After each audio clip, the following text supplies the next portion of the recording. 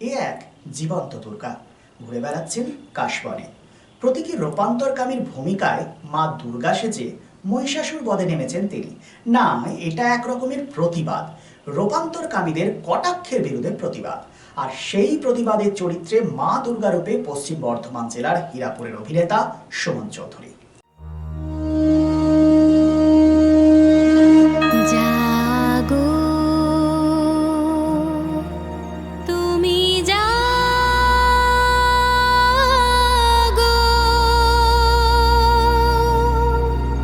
জাগো দুর্গা, জাগো দশ প্রহরণ ধারিণী,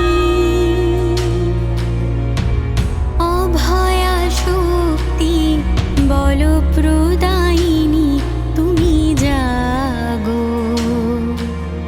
জাগো তুমি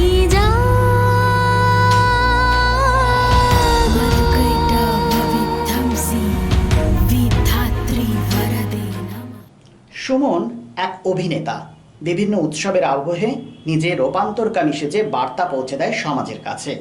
নিজে একজন সাধারণ পুরুষ হয়েও রূপান্তরকামী সেজে মনের জোর বাড়ায় রূপান্তরকামীদের। দুর্গোৎসবের প্রাক্কালে ঠিক এইভাবেই সেজে কাশবনে ঘুরে ঘুরে বার্তা দিতে চায় রূপান্তরকামীরাও মা দুর্গার সন্তান সন্ততি। পুরুষ বা মহিলার থেকে কোনো অংশে কম নয় তারাও। সমাজের কিছু মহিষাসুর রূপী মানুষের কুরুচিকর প্রবণতাকে ভেঙে দিতে চায় সে। সুমন চৌধুরী জানান, বাংলা চলচ্চিত্র জগতে অভিনয় করতে গিয়ে এক রূপান্তরকামীর অভিনয় পায় সে যে গুজে নিজের ছবি তুলে সোশ্যাল সাইটে পোস্ট করে সুমন। তারপরে শুরু হয় কুরুচিকর কমেন্ট। অচেনা লোকেদের থেকে চেনা মানুষদের কুরুচিকর কমেন্টের পরিমাণ ছিল বেশি, আর সেখান থেকেই প্রতিবাদ শুরু। দীর্ঘ ৮ বছর ধরে চলছে তার লড়াই। সুমনের দাবি, অভিনয় করে তাকে এত কটাক্ষ সহ্য করতে হয়েছে, তাহলে সত্যিকারের রূপান্তরকামীদের কতই না সহ্য করতে হয়। তাই তাদের হয়ে দীর্ঘ লড়াই সুমনের। দুর্গাপুজোর প্রাক্কালে মা দুর্গা সেজে মহিষাসুর রূপী মানুষদের বার্তা দেবার কাজে নেমেছেন তিনি।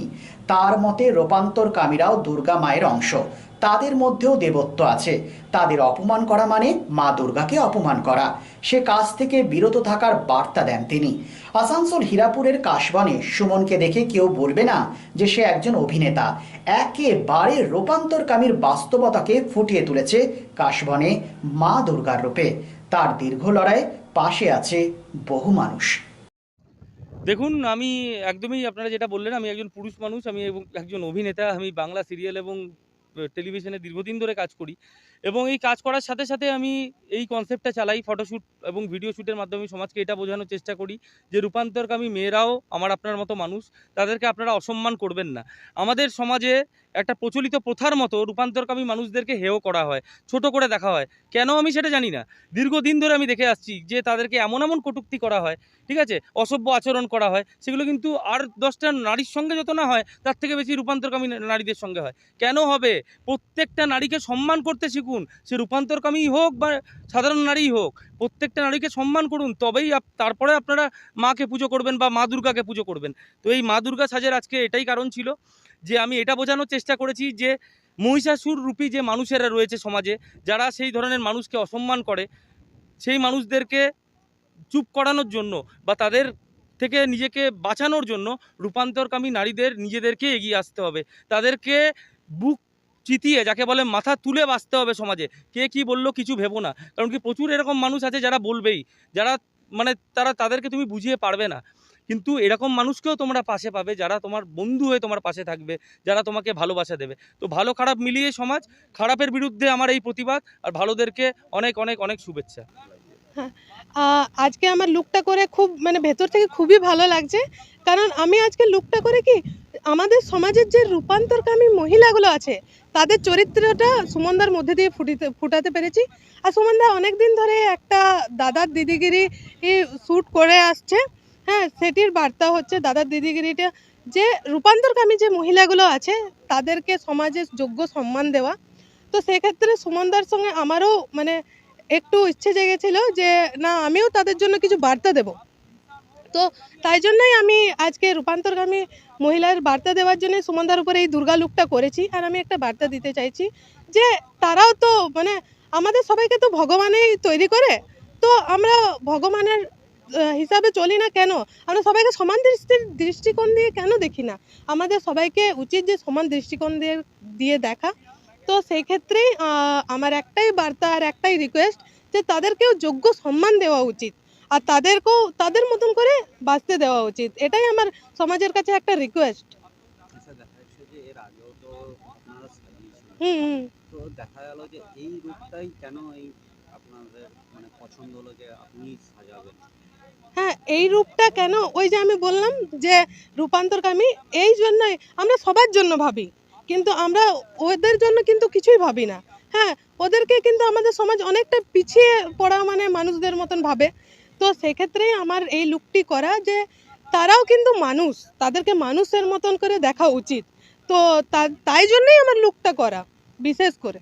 আপনার নাম আর পরিচয়? হ্যাঁ, আমি এসেছি রঘুনাথপুর থেকে, রঘুনাথপুর গোবরান্দা গ্রাম থেকে আমি এসেছি, এই লুকটি করেছি। আর আমি মেকআপ আর্টিস্ট বর্ণালী চক্রবর্তী, আমি এখন আপাতত বিউটি কেয়ারের সঙ্গে যুক্ত। নতুন বাড়ি কি করে সাজাবো বুঝতেই পারছি না, পেয়ে গেলাম থ্যাংক ইউ ফার্নিচার ওয়ার্ল্ড। চলো দেখি এখানে কি কি বিশেষ আছে। ডাইনিং টেবিলও অসাধারণ, ক্লাসিক থেকে শুরু করে একদম মডার্ন পর্যন্ত। ড্রেসিং টেবিলের সমাহার, ওয়াও এত ডিভান্স। সোফা সেটের অ্যাট্রাকটিভ কালেকশনস, উফ আর পাচ্ছি না, কোনটা নেব? সবই একে অপরের চেয়ে দারুণ। ফার্নিচার ওয়ার্ল্ড, আকর্ষণীয় ফার্নিচারের দুনিয়া।